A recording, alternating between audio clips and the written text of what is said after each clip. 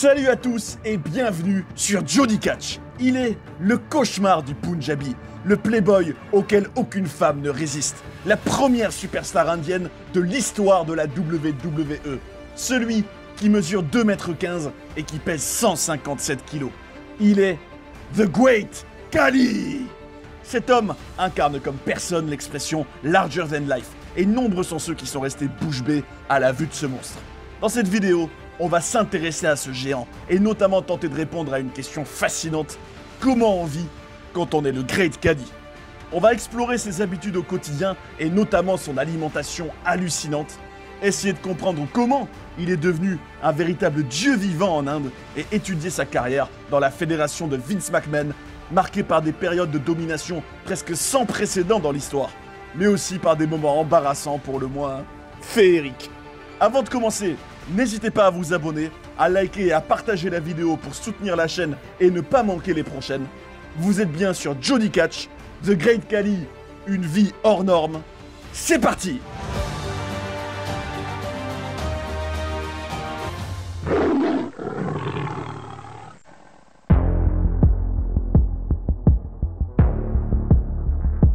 Au-delà d'être le catcheur larger than life qu'on connaît, le Great Khali est avant tout un homme spécial.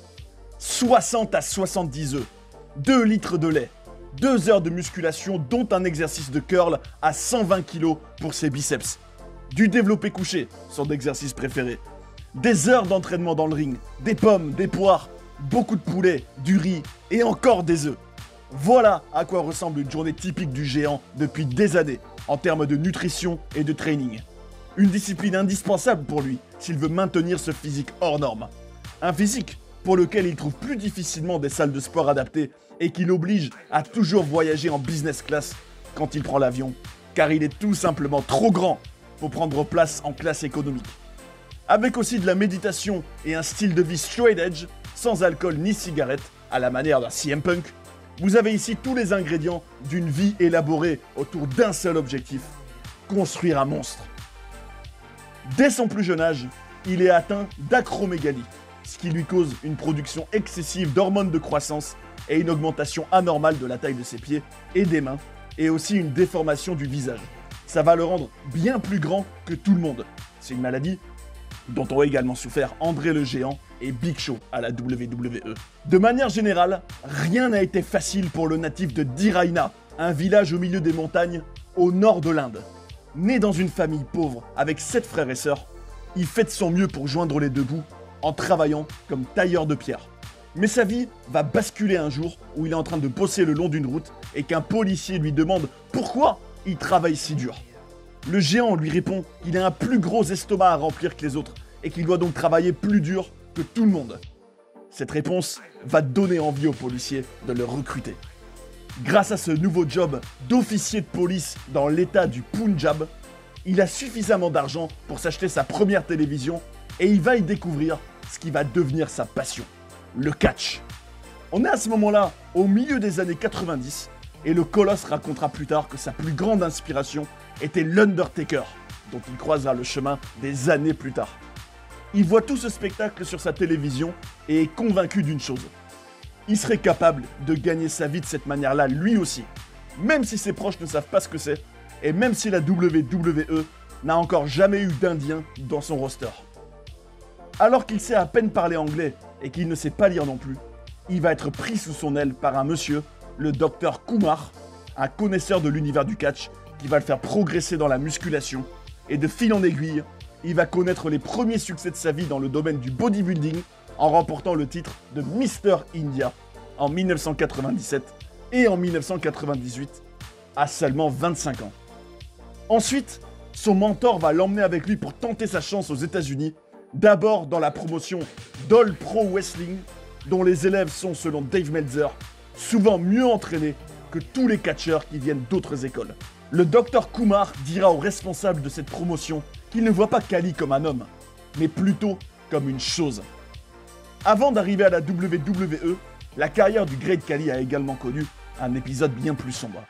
En 2001, alors qu'il se forme à la APW, donc en Californie, où il lutte sous son vrai nom de Dalip Singh, il s'entraîne dans le ring avec un jeune catcheur prometteur de 27 ans Brian Hong.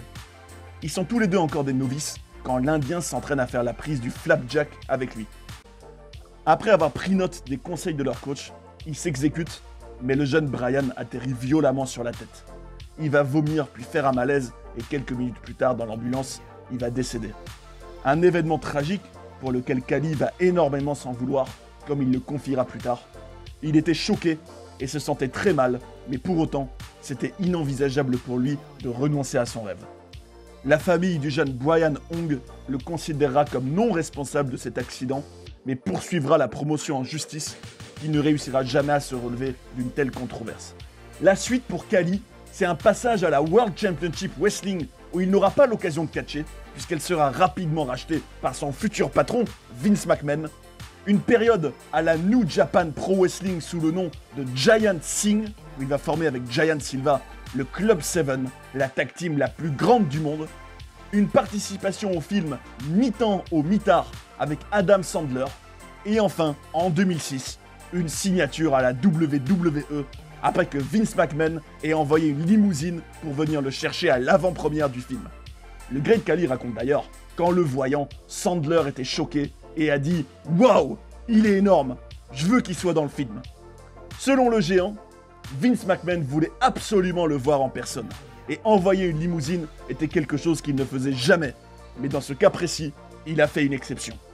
À ce moment-là, Vince lui demande s'il voulait travailler à la WWE et le Great Khali lui répond avec joie « Oui ». Il allait donc enfin pouvoir faire ses débuts dans la compagnie qu'il a passionnée quand il la regardait sur sa première télé des années auparavant. Un vrai rêve indien.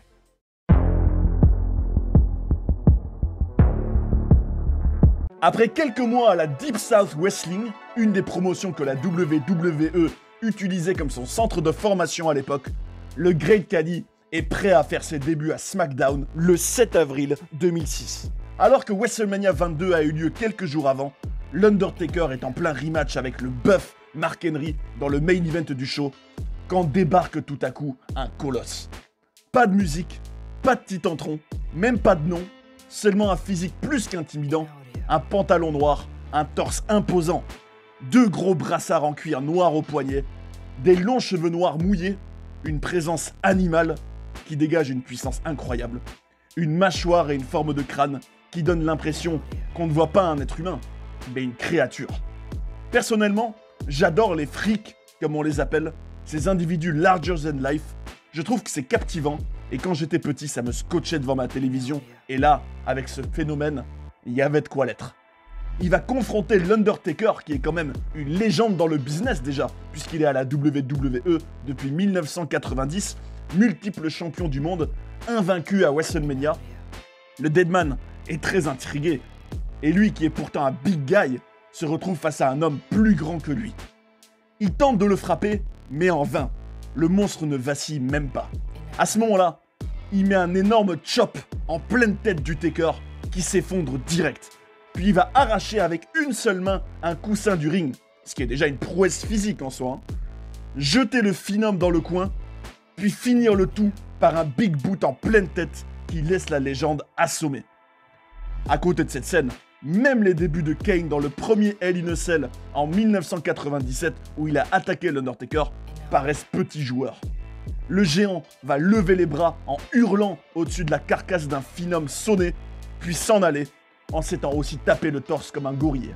À mes yeux, c'est peut-être les débuts les plus impressionnants que j'ai vus de ma vie. Sans aucune vraie présentation, ni aucun habillage, on va dire, traditionnel de superstar de la WWE, le moment est encore plus spécial, rare, et renforce le côté sauvage de cet homme qui arrive de nulle part. La manière de souvent le filmer en contre-plongée, pour le faire paraître encore plus impressionnant. Michael Cole et Taz, les commentateurs de SmackDown à cette époque, qui sont abasourdis par la présence physique de cet individu, tout ça ajoute encore plus d'ampleur à cette scène marquante. Ça participe largement à le prendre encore plus au sérieux. Dans toute cette période, et après cette première mémorable, le Great Khali est clairement présenté comme surpuissant. Et si je mets à la place de quelqu'un qui découvre ça, en plus d'un physique déjà larger than life, qu'on voit vraiment pas souvent, je veux absolument voir la suite. La suite, justement, c'est une présentation plus formelle à SmackDown le 14 avril 2006, où il est officiellement nommé The Great Khali. Il a une musique qui colle parfaitement à son côté bestial, avec des tambours et des sortes de chœurs qui nous donnent presque la sensation d'être dans une jungle en pleine cérémonie. Une musique vraiment très tribale, avec aussi quelques notes de ce qui ressemble à une guitare au début, et qui affirme encore plus une identité indienne déjà très forte. Il a aussi son propre petit entron qui va un peu évoluer, mais garder la même substance tout le long, des images de l'Inde, le Taj Mahal, la déesse Kali, qui a été une inspiration pour le nom de son personnage, avec aussi un gros plan sur les yeux d'un tigre qui se transforme pour devenir les yeux du Great Khali, avec du feu à l'intérieur. Face à tout ça, difficile de ne pas rester bouche bée. Dans son entrée, et aussi dans le ring, la caméra le filme du bas, ce qui le rend à chaque fois encore plus énorme et impressionnant. Un élément qui le crédibilise encore plus est la présence d'un manager, Daivari, qui avait échoué les mois d'avant à vaincre le Taker avec Muhammad Hassan, puis Mark Henry, ce qui lui donne une stature. Et c'est un peu comme si lui était le seul auquel l'animal indomptable obéit. Par la taille, il n'est certes pas le plus grand catcheur qui a été dans un ring de l'histoire. Le Giant Gonzalez, par exemple, faisait 2,44 m et André le Géant faisait 2,24 m. Mais Khali en a pas moins une présence intimidante et unique.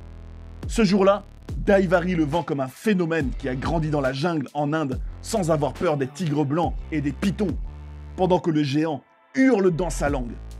Il dit qu'on le vénérera et se met à genoux devant lui, ce qui nous donne l'impression d'avoir affaire à un dieu, à un monstre surhumain. Après ça, les semaines suivantes, alors qu'on n'a toujours aucune nouvelle de l'Undertaker depuis qu'il a été démoli par le géant, le Great Khali va démarrer une série d'invincibilité avec des victoires dominantes, d'abord contre Funaki. Une victoire dans laquelle il utilise pour la première fois sa prise de finition que j'adore et qui m'impressionne, le Punjabi Plunge, où il attrape l'adversaire par le cou, le soulève très haut, puis l'explose par terre sur le dos. Il y fait aussi le compte de 3 en restant debout et en mettant son pied énorme sur la tête de l'adversaire. Ce qui est vraiment impressionnant visuellement, je trouve. On dirait qu'on voit un prédateur ou un chasseur qui pose avec sa proie. Il ne parle jamais, ce qui le rend encore plus intriguant et intimidant, sauf pour hurler en indien. Et avec un tel physique, même un simple kick en pleine tête est un spectacle impressionnant. On l'introduit en disant qu'il vient de la Punjab Jungle in India, ce qui accentue bien sûr l'idée que c'est une bête sauvage qui arrive tout droit de la jungle pour faire régner sa loi. Funaki, tout comme l'intervieweuse Crystal, jouait très bien la peur, puisque Crystal va même s'enfuir en criant quand Khali va lui hurler dessus. Sa première grosse victoire marquante, c'est le 12 mai 2006 à SmackDown, où il va tataner en 5 minutes Rey Mysterio, qui est champion du monde poids lourd à ce moment-là. Donc c'est encore plus marquant. Je trouve que des éléments comme le fait de toujours rentrer dans le ring en restant debout et en passant sa jambe par-dessus la 3e corde, est ce qui le fait paraître encore plus grand, comme le fait aussi de jeter Rey par terre comme un enfant, comme aussi le mouvement de ses bras quand il marche, rendent toute cette présentation générale du Great Khali parfaite jusque dans les moindres détails pour faire grande impression. Tout ça aboutit au premier match du Great Khali dans un pay-per-view, un affrontement contre l'Undertaker à Judgment Day le 21 mai 2006. Quand on le revoit, on est choqué par l'aura, la largeur, l'épaisseur, le charisme du géant à cette époque. La combinaison d'un corps quasiment difforme à cause de sa maladie, de sa transpiration, de cris qui évoquent un lion qui rugit, d'un moveset simple mais puissant avec le Big Boot, le Chop, le Punjabi Plunge, a rendu sa performance dans ce match tout simplement hallucinante, je trouve. Il va infliger à l'Undertaker la défaite la plus humiliante de sa carrière. Bien pire dans le contenu que celle contre Brock Lesnar à WrestleMania 30 par exemple. Le Phenom vend d'ailleurs les coups du géant à la perfection et finit sonné, ce qui est rarissime. À cette époque, le Great Khali était vraiment dans sa meilleure version et il venait d'écraser une légende absolue de la compagnie. Il dira plus tard que c'est la victoire dont il est le plus fier de sa carrière. Une preuve du soin apporté par la WWE dans le développement de ce personnage unique, et aussi la création du Punjabi Prison Match, une stipulation imaginée par le Great Khali, une sorte de version indienne avec quelques subtilités, du steel cage, mais avec 2 cages en bambou dont il faut s'échapper. C'est rare qu'un catcheur ait sa propre stipulation. Malheureusement, le Colosse ne pourra pas participer au premier Punjabi Prison Match de l'histoire qui était prévu contre l'Undertaker au Great American Bash 2006, où il sera remplacé par le Big Show à cause de problèmes au foie. Il aura bien finalement ce deuxième match contre le Deadman à SmackDown le 18 août 2006 dans un Last Man Standing. Dans ce match, je trouvais ça génial que Daivari regarde Khali en applaudissant et en faisant des grands gestes. C'est là que tu te rends compte qu'un bon manager qui est fan de sa créature entre guillemets peut être un plus énorme dans la perception de la superstar, tout comme Polyman avec Brock Lesnar. En voyant son entrée et tout ce personnage de manière générale, je me disais qu'on a vraiment l'impression de voir un personnage de film ou d'un jeu vidéo, comme un boss final. Il va perdre ce match, mais il va rester quand même protégé en ne prenant pas de pin, mais simplement un décompte de 10 après avoir pris des coups de chaise qui lui ont ouvert le crâne. C'est la première fois qu'on le voyait saigner d'ailleurs. Malgré la défaite, il a quand même été très dominant en balançant le taker du stage, en mettant des coups de poing et des coups de boule. C'était une vraie bagarre virile et incorrecte. Bruce Pritchard, un des officiels de la WWE, raconte qu'à cette époque, la compagnie voulait que Khali ait la plus grosse introduction possible en détruisant l'Undertaker dans son premier segment et en ayant une victoire dominante dans leur match. Que le Phenom était pas très fan de l'idée, mais qu'il a tout donné pour faire paraître Khali fort, quitte à lui-même paraître faible. Pritchard trouve que c'était une grosse erreur de leur part, mais personnellement, je suis pas du tout d'accord. Je trouve que c'était une manière idéale de construire une superstar surpuissante à ce moment-là, et son impact a été colossal. Dans le vestiaire, Khali était aussi plutôt apprécié. Dutch Mantel, un vétéran du business, raconte que de manière générale à cette époque, Khali était comme André le Géant jadis, qu'il allait s'asseoir tout seul, et qu'il ne bougeait quasiment pas et embêtait personne. Edge, lui, dira à propos de l'Indien qu'il était toujours impressionné par la taille de ses mains, qu'il est comme un autre type d'être humain, mais qu'il était gentil au fond, qu'ils rigolaient bien ensemble. Le catcheur JTJ de l'ancienne équipe Crime Time nous révèle aussi que quand une superstar avait été insolente ou s'était pas bien comportée aux yeux de la WWE, avoir un match contre le Great Khali pouvait être la punition que la compagnie infligeait, vu qu'il était réputé pour être très rigide et brutal dans le ring. Après son premier run, duquel il sort quand même fort, puisque l'Undertaker n'aura pas réussi à le battre de manière indiscutable, le Great Khali va avoir une période de quelques mois où il va d'abord aller à l'Extreme Championship Wrestling, une sorte de nouveau départ après cette première défaite, comme pour remettre les compteurs à zéro. Ça peut d'ailleurs nous faire poser une question. À partir du moment où un monstre heel, dont toute l'aura repose sur son invincibilité, a perdu pour la première fois, présente-t-il toujours le même intérêt si on sait qu'il peut perdre ? C'est une problématique face à laquelle se trouvait la WWE à ce moment-là, en tout cas. À l'ECW, il va surtout être un homme de main pour son manager Daivari, avoir une rivalité avec Tommy Dreamer, puis encore une fois, changer de roster en étant transféré à Monday Night Raw le 8 janvier 2007, mais sans Daivari, qui reste à l'ECW. À mes yeux, c'était une erreur de la part de la fédération de Stamford, car il va légèrement perdre de cette image d'animal indomptable en étant seul et sans dresseur, entre guillemets. Comme performance marquante à cette époque, on relèvera surtout le Royal Rumble 2007, où il élimine 7 participants en 47 secondes, avant de se faire éliminer par l'Undertaker, qui gagnera le match.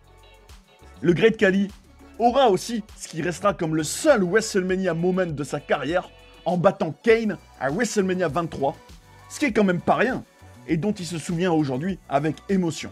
Il avait pas ses brassards noirs sur les poignets, ce que je trouve moins intimidant, et ce match était purement un clash de titans, sans vraie storyline, du catch à l'ancienne. Jim Ross dira que Vince McMahon pensait que Kane et Khali auraient une bonne alchimie, même si tout le monde pensait que le match serait nul, il pense que c'est un des pires matchs de l'histoire de WrestleMania. Mais personnellement, Je trouvais que malgré le niveau technique faible, ça restait divertissant malgré tout. Les cheveux en bataille de l'Indien accentuaient son côté sauvage, et il fait quand même une grosse corde à linge sur Kane. Une nouvelle prise où il broyait le cou et le trapèze de l'adversaire.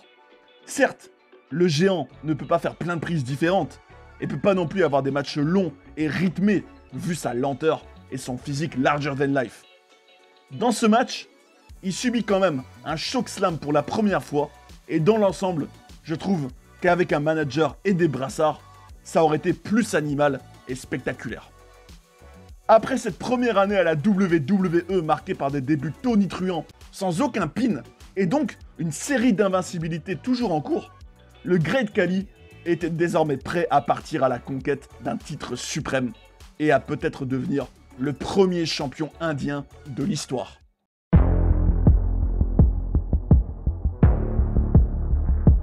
Le 30 avril 2007, à Monday Night Raw, Shawn Michaels, Edge et Randy Orton sont retrouvés inconscients en coulisses, attaqués par un assaillant mystère qui souhaiterait envoyer un message fort au champion John Cena. À la fin du show, on découvrira qu'il s'agit ni plus ni moins du Great Khali.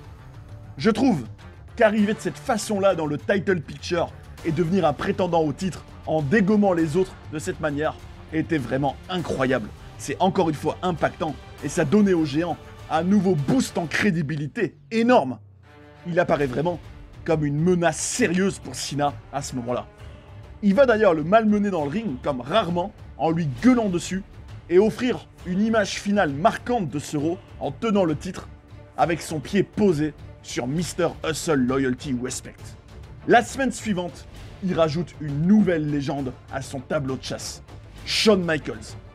Il va l'exploser avec un Punjabi plunge sur la table des commentateurs, ce qui va obliger l'arbitre à arrêter le match.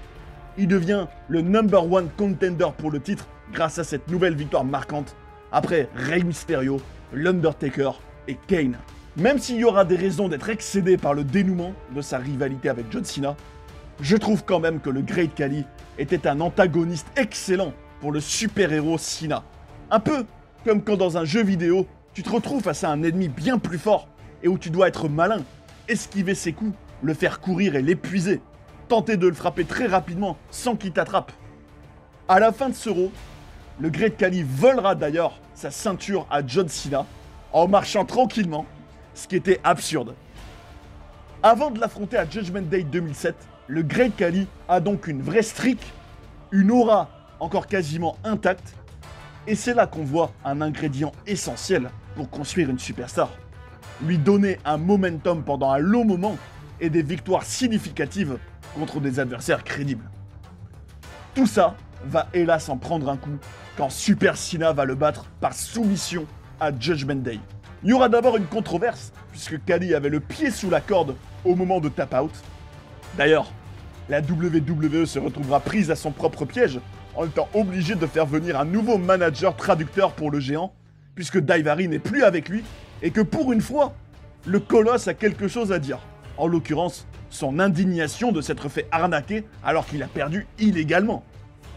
Il était arrivé à Judgment Day avec le titre WWE qu'il avait volé et on remarquera que ça lui allait plutôt bien. Entre les mains d'un tel monstre, on aurait presque dit un objet magique, même si je vais un peu loin là.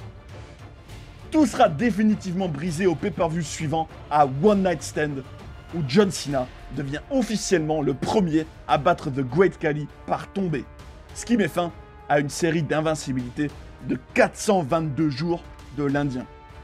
Personnellement, je trouve ça très énervant de voir un monstre être construit pendant des mois pour finalement venir nourrir Cena, qui déjà en avait pas besoin, mais qui en plus n'en était pas à son premier ni son dernier adversaire qu'il enterre complètement. D'un autre côté, c'était aussi condamné à arriver un jour ou l'autre pour Khali, et on peut que regretter qu'après ça, sa mystique n'était plus la même. Il fait moins peur. À ce moment-là, on peut se demander, est-ce que le géant est fini ? Peut-il s'en relever ? Un point positif est quand même la présence à nouveau d'un manager avec lui pour s'extasier de ses exploits, traduire les paroles de sa bête sauvage, nous le vendre comme un dieu, Ranjit Singh. Khali avait l'habitude avec lui d'attraper sa main quand Singh lui tendait le micro, tout comme il l'avait fait avec l'intervieweuse Crystal en coulisses. Ce qui était drôle puisqu'il faisait quasiment sauter Singh à chaque fois qu'il tirait sur le micro. Ce qui est marrant, c'est que ce Ranjit Singh à la base n'était ni un catcheur, ni un manager.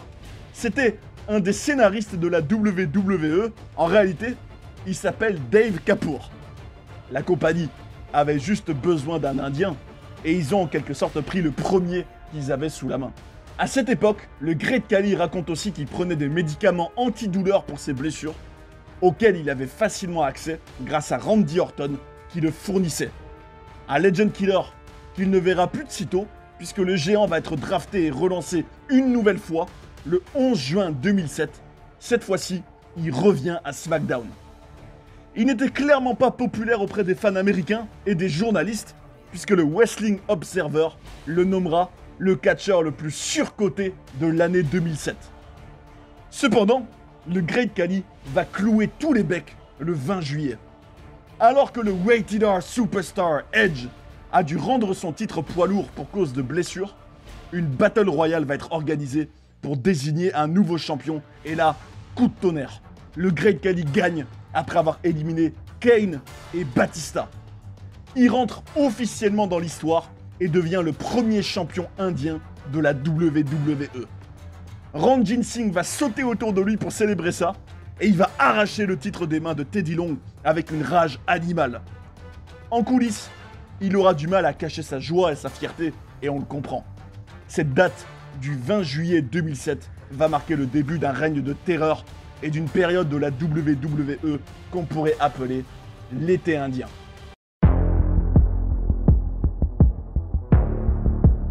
Après avoir défendu avec succès son titre fraîchement acquis au Great American Bash de 2007 contre Batista et Kane, le Great Khali peut définitivement célébrer sa victoire et le début d'un règne historique en tant que premier champion indien à la WWE. En tant que fan, on doit prendre suffisamment conscience de ce que représentait pour l'Inde ce succès de son nouvel héros national. Quelques chiffres illustrent bien l'énorme impact de la réussite du géant et font réaliser à quel point il a ouvert un nouveau marché gigantesque pour la compagnie de Vince McMahon. Par exemple, sur la chaîne YouTube de la WWE, les vidéos centrées autour de Khali sont particulièrement populaires. Celle de la Battle Royale où il gagne le titre a été publiée il y a 9 ans et compte 150 millions de vues, ce qui en fait la 11e vidéo la plus regardée de la chaîne. Son match contre Rey est la 12e. Une playlist où il détruit des légendes comptabilise 110 millions de vues et a été publiée il y a seulement 3 ans. Et enfin, la vidéo de ses débuts, seulement postée en 2013, a été visionnée 104 millions de fois. Comme Khali le dit lui-même, je n'ai jamais pensé que je deviendrais une icône. Et pourtant, c'est bien ce qu'il est devenu à partir de cette époque en Inde, ce pays à la population énorme avec 1,4 milliard d'habitants. La valeur nette du géant est estimée à 6 millions de dollars. En Inde, nombreuses sont les entreprises qui font appel à lui pour qu'il fasse leur publicité, que ce soit Unlu, Ambuja Cement ou Maitland Steel. Il joue dans plusieurs films, notamment Kushti en 2010 à Bollywood. Il participera aussi à l'émission de télé-réalité Bigg Boss, l'équivalent indien de Secret Story, mais avec des célébrités. Et il se lancera même dans la politique.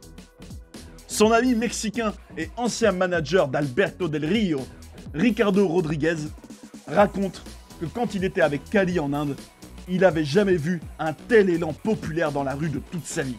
Que c'était comme les Beatles aux États-Unis dans les années 60. Que quand ils étaient en voiture, ils pouvaient même pas rouler au milieu de la foule. Et que le Great Khali n'avait jamais besoin de payer quand ils allaient au restaurant, car les patrons étaient déjà tout heureux de pouvoir prendre une photo avec lui. Son immense popularité a propagé la passion du catch au sein de la population indienne.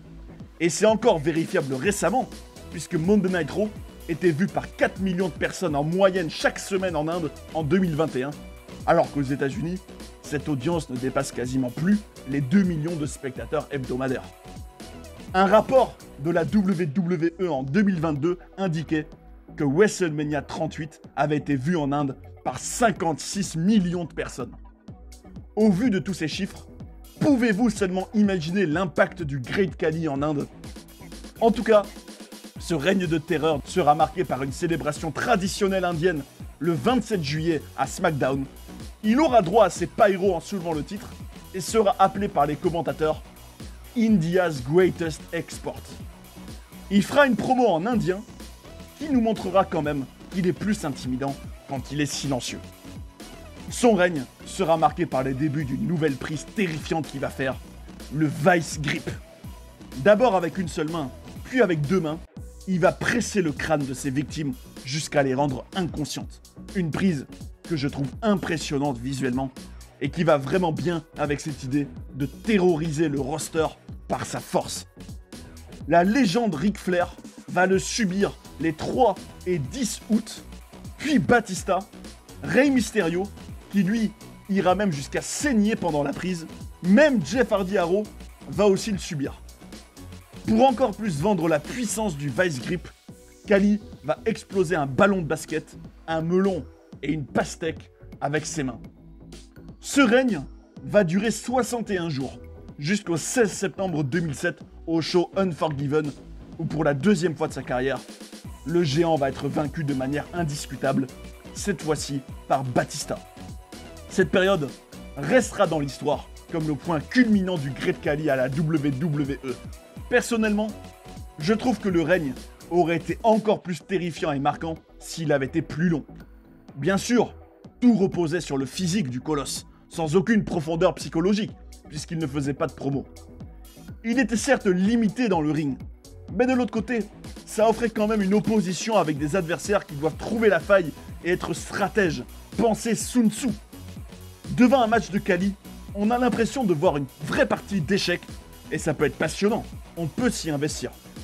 J'aimerais aussi dire que personnellement, je trouve qu'un big man, comme Batista par exemple, qui fait un spear sur un géant, c'est toujours beau à voir.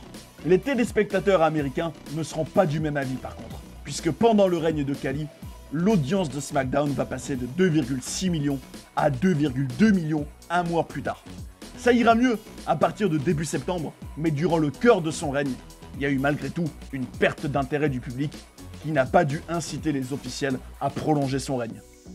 Quoi qu'il en soit, le Great Khali restera à jamais le premier Indien champion à la WWE, et il était certes pas très populaire chez les fans non indiens pour sa lenteur et ses limites in-ring, mais à partir de l'été 2007, il a quand même le Vice Grip, le Punjabi Plunge, le Big Boot, le Chop, des coups de poing, des coups de boule.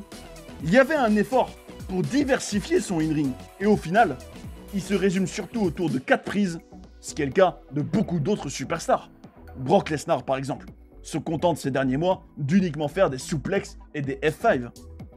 Contrairement à MVP qui a déclaré dans un tweet que le Great Khali était épouvantable dans le ring, je trouve moi que son aura, sa férocité, sa morphologie unique et tout l'habillage autour de lui rendaient le Great Khali hors norme. Après cette période entre avril 2006 et septembre 2007 où le géant a connu ses plus belles heures, les années suivantes seront marquées par ce qui est à mes yeux une déchéance progressive. Et le cauchemar du Punjabi ne sera plus jamais le même.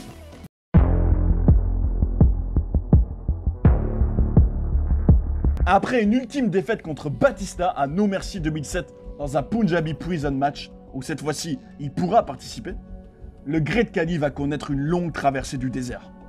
Ses défaites sont maintenant bien plus régulières et son aura part en fumée, ce qui est plus que logique. Une fois que Goliath a été battu plusieurs fois, il effraie plus personne. Les mois suivants se caractériseront essentiellement par une feud avec le lutin Hornswoggle, qui deviendra un de ses amis en coulisses et qui révélera par ailleurs que Khali refusait souvent de prendre des bumps pour des adversaires, surtout que pour lui, c'était plus difficile vu son physique de tomber puis de se relever. Un an après une victoire dominante contre Kane, il est éliminé assez rapidement dans le pré-show de WrestleMania 24 dans une Battle Royale pour devenir le challenger au titre de l'ECW que Kane gagnera justement. Par la suite, il aura malgré tout un match à Backlash 2008 contre l'autre géant de la WWE, le Big Show, une affiche inédite entre ces deux Golgoths qui s'affrontent. Un affrontement qui sera l'occasion pour Khali de lui offrir des cadeaux, notamment une poule noire. Hélas, ça se terminera par une nouvelle défaite, mais c'est surtout en coulisses que l'histoire entre les deux géants aura été intéressante. Dans son livre, Chris Jericho raconte qu'un jour, il a été témoin d'une vraie bagarre entre les deux titans en coulisses. L'Indien était plus grand, mais l'Américain était meilleur dans le ring, et chacun était jaloux de l'autre. La goutte d'eau qui fera déborder le vase sera un show où dans le ring, le géant du Punjabi va voler sa prise où il met l'adversaire dans un coin du ring, puis lui met une énorme gifle sur le torse. On peut dire que Big Show a moyennement apprécié, puisqu'après le match, en backstage, il va confronter Khali en lui demandant pourquoi il lui vole ses spots et va lui ordonner d'arrêter. Jericho précisera que l'Indien faisait des efforts pour s'intégrer malgré son anglais plus que basique, sa voix grave et son accent qui le rendait presque impossible à comprendre. Khali lui demande alors de quoi il parle, ce à quoi Big Show répondra de ne pas jouer l'innocent, qu'il doit arrêter de lui voler sa prise et que de toute façon, il sait même pas bien la faire parce qu'il est nul. Le Great Khali lui dira que lui aussi est nul. Et à ce moment-là, ils vont se rapprocher l'un de l'autre et une bagarre va éclater entre d'un côté un Américain qui avait déjà fait de la boxe et de l'autre un Indien, ancien officier de police. C'était la loi de la jungle et personne osait s'interposer. Ils vont s'échanger plusieurs droites et Big Show finira par trébucher et tombera par terre. Khali se mettra sur lui pour continuer, mais c'est à ce moment-là que les autres décideront d'intervenir et de les séparer. Quelques jours plus tard, Vince McMahon obligera Big Show à aller s'excuser auprès du géant indien, ce qu'il fera, et ce à quoi Khali répondra « Pas de problème, frère ». Par la suite, le cauchemar du Punjabi aura un autre regard sur l'événement, en disant que Big Show était sûrement jaloux du fait qu'à ce show, les fans étaient pour Khali et pas pour lui. À l'écran, il aura sa dernière période significative, un an après avoir été champion, en gagnant encore une fois une Battle Royale à SmackDown en juillet, cette fois-ci contre Jeff Hardy, MVP et notamment Umaga, ce qui va lui donner le droit d'aller défier Triple H pour le titre WWE à SummerSlam. À mes yeux, l'intérêt de cette feud, en plus d'un segment avec un bras de fer entre les deux, reposera surtout sur la question comment le Cerebral Assassin va-t-il réussir à vaincre cette montagne? Quelle stratégie va-t-il utiliser?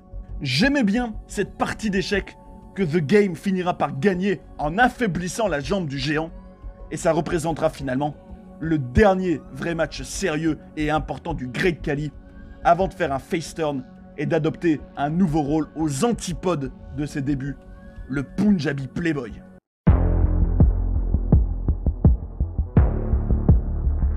Au moment où il s'apprête à complètement changer de personnage et perdre pour de bon toute légitimité pour prétendre au titre suprême, le Great Khali se trouvait dans une situation délicate. Selon lui, la WWE le trouvait trop cher pour le garder. Il affirme par exemple que sa rémunération était 4 à 10 fois supérieure aux autres et qu'il avait des privilèges comme une voiture ou des pick-up pour lui.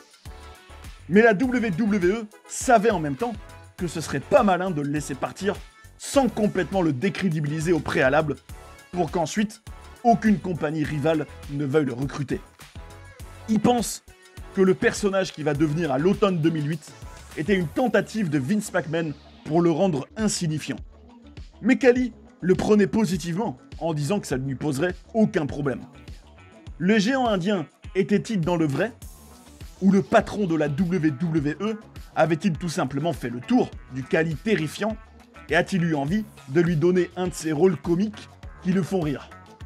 Le fait est que le 3 octobre 2008, la star de la série Jackass, Johnny Knoxville, va interviewer le Great Khali et son manager Ranjit Singh et énerver le géant en lui posant des questions intimes et déplacées à ses yeux.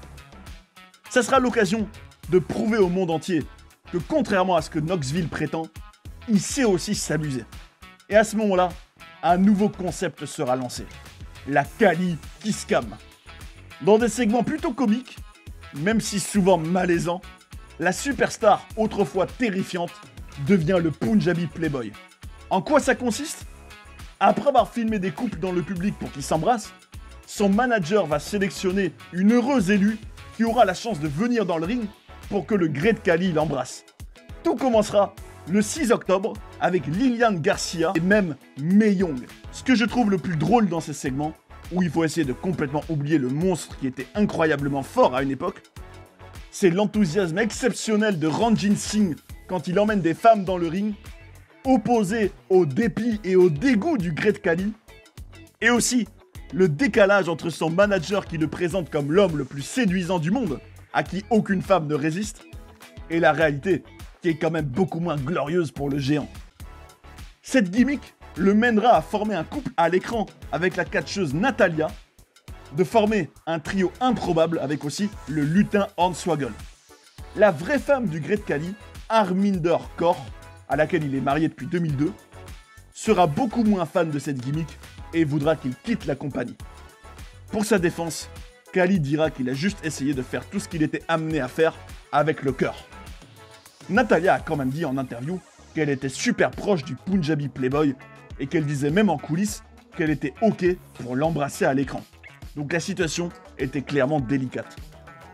Bien que la légitimité de son personnage soit de plus en plus enterrée, le Great Khali passera quand même des moments sur la route avec ses compagnons de voyage récurrents, Daivari, Mark Henry et Hornswoggle. Une fine équipe assez improbable visuellement. En devenant ce nouveau personnage, le colosse qui était jadis intimidant va maintenant mettre un pantalon rouge avec écrit Punjabi Playboy.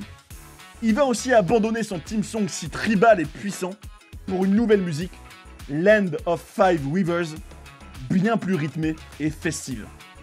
De manière générale, sa carrière à l'époque est un grand chelem de la défaite, avec entre autres une défaite contre Kane à Breaking Point 2009 dans un Singapore Kane match.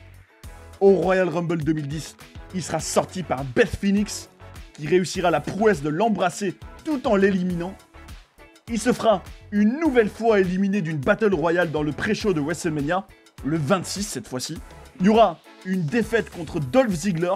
Il va se déguiser aussi pour devenir Kaluber et aider l'acteur Will Forte, qui joue son personnage de MacGruber, contre le russe Vladimir Kozlov. Le 2 mai 2011 à Raw, il en sera même réduit à être déguisé en fée pour célébrer l'anniversaire de The Rock.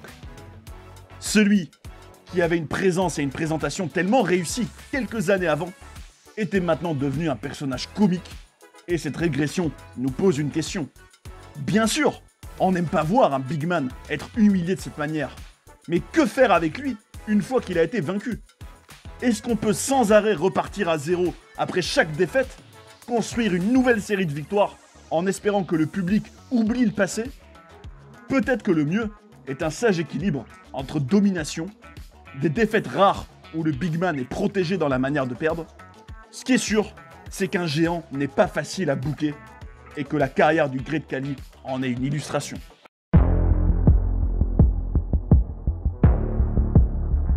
Au printemps 2011, après un énième draft où il est envoyé à SmackDown, le Great Khali va s'associer à un certain Jinder Mahal, lui aussi un Indien, dans un angle enfin un peu plus sérieux, où ce dernier va jouer le rôle de son beau-frère et menacer de divorcer de la sœur de Khali et la laisser finir à la rue s'il ne fait pas exactement tout ce qu'il lui ordonne de faire. À ce moment-là, Ranjit Singh ne fait plus partie de l'équation et le Great Khali va enchaîner quelques victoires.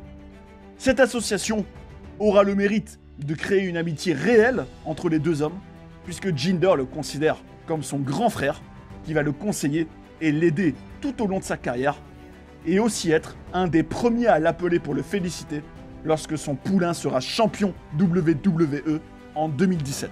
À cette époque, le Great Khali voyageait souvent avec Jinder Mahal et aussi Drew McIntyre, qui raconte qu'en roulant ensemble, ils avaient l'habitude d'écouter de la musique indie. Son association avec Jinder ne va durer que quelques mois, et son booking faiblard et sans véritable projet sur le long terme reprendra de plus belle, avec une défaite à WrestleMania 28 où il faisait partie de la team Teddy Long contre la team Laurinaitis. En 2012, il va s'éloigner du ring et subir une opération sérieuse liée à son acromégalie, et par la suite, il apparaîtra avec son équipe de Hornswoggle et Natalya, sans plus rien avoir de marquant dans sa carrière, à part une dernière défaite contre Rusev à SmackDown le 31 octobre 2014, jusqu'à son départ de la WWE en novembre 2014. Selon lui, à ce moment-là, il avait déjà voulu quitter la WWE depuis longtemps, mais la compagnie lui proposait à chaque fois un nouveau contrat qu'il a cette fois-ci décidé de refuser. On peut imaginer que lui aussi a de moins en moins apprécié l'évolution de son rôle dans la fédération. Ce chapitre marque donc la fin de cette histoire entamée en 2006 sur des chapeaux de roue avec une année et demie impactante comme très peu d'autres superstars l'ont été dans le passé, pour au final prendre une tournure beaucoup plus comique et ridicule qu'on aurait été loin de s'imaginer en voyant débarquer cette bête sauvage le 7 avril 2006.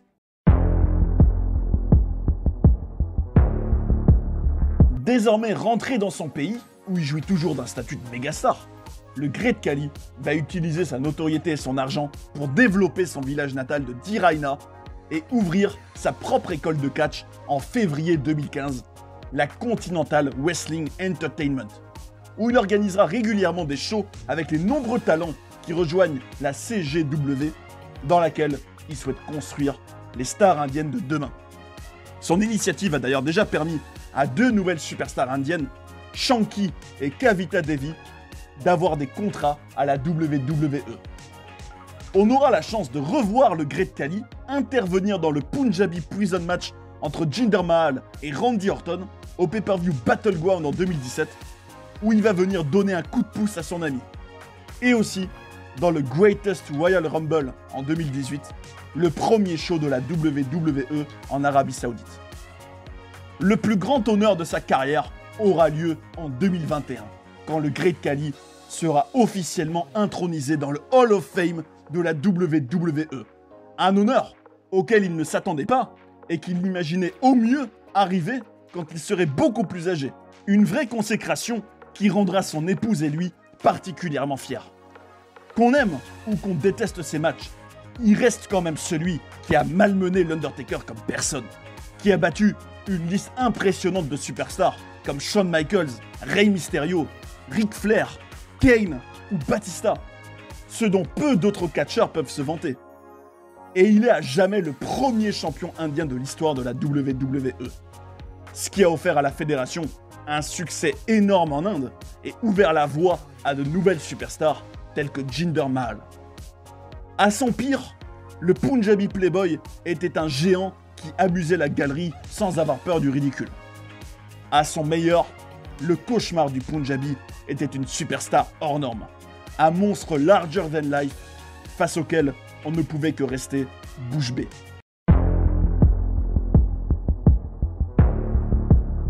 C'était impossible de faire cette vidéo sans parler des facéties du Great Khali, indien, meilleur de tout l'univers.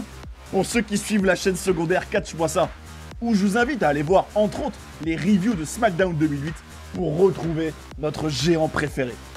J'étais obligé de parler de ces moments où il n'a pas brillé par son intelligence, pour rester poli.